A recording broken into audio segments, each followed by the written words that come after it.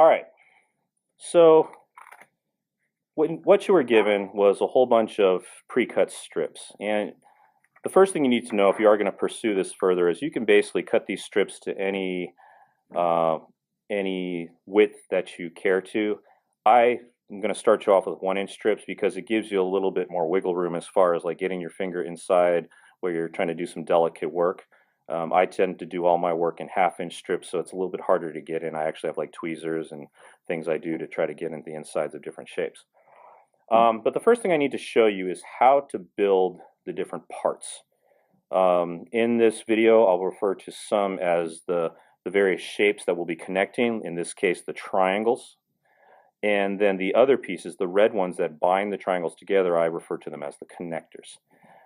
So now, the easiest way to start is I'm going to start you off with a connector. And the basic concept is that in order for these to fit together, you're basically going to use one strip as a measuring tool and the other strip's the strip you're going to fold. So I'm going to start off with one of the connectors. Okay, the connectors in here are red. Okay, and just so you can refer to your model when you make your own, if you do that. As far as colors go, the red are the connectors, and those you can see are the primary color. The triangles, the shapes, those are the gray, which get covered up and are kind of more of an accent color. All right, so here's what you do. To make a connector, what you're going to do is take any of one of the other strips. I'm going to choose gray for just the contrast. And then red's the one I'm going to create a connector. And basically a connector looks like this. It's basically not quite squares because you don't get perfect squares here because of the thickness of the paper. In fact, what I've given you is fairly thick 80-pound cardstock. But what you're going to do is cut and fold so you have a length that is what I like to call 4 units long. 1, 2, 3, 4, and if I put the side view, you can see the folds.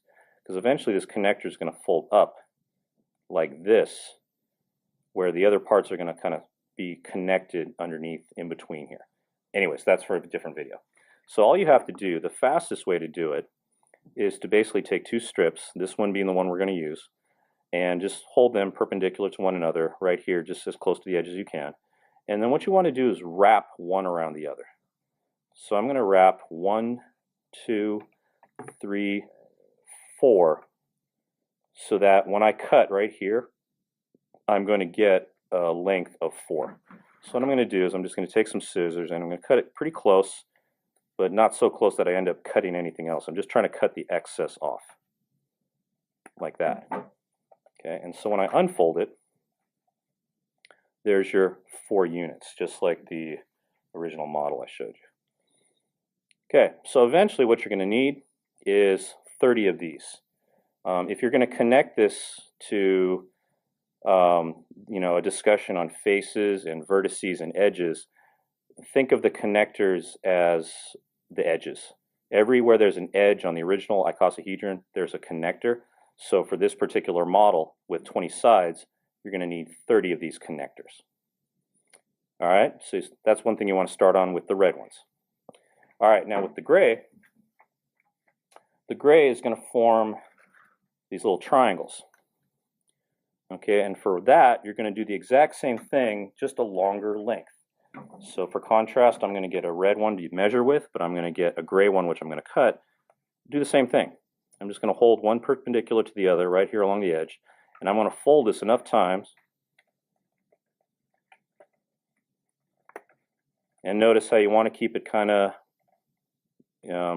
snug. You don't want to crush the other paper, but you want to keep your folds nice and precise. The better you do this, the better your final product will turn out. And again, I'm just going to take some scissors and as close as you can, you're going to snip it off. So what you end up with is a length of 6. All right. And since those are going to be the triangular shapes, and this is a icosahedron, 20 faces, you'll need 20 of those. So right now, what you want to be doing is you'll get a pair of scissors. You're going to make 30 of the connectors in red, and then 20 of the triangulars with a length of 6. All right, so get cutting on that, and when you feel like you're ready to go, at least you've got enough where you can start, we'll move on to the next part.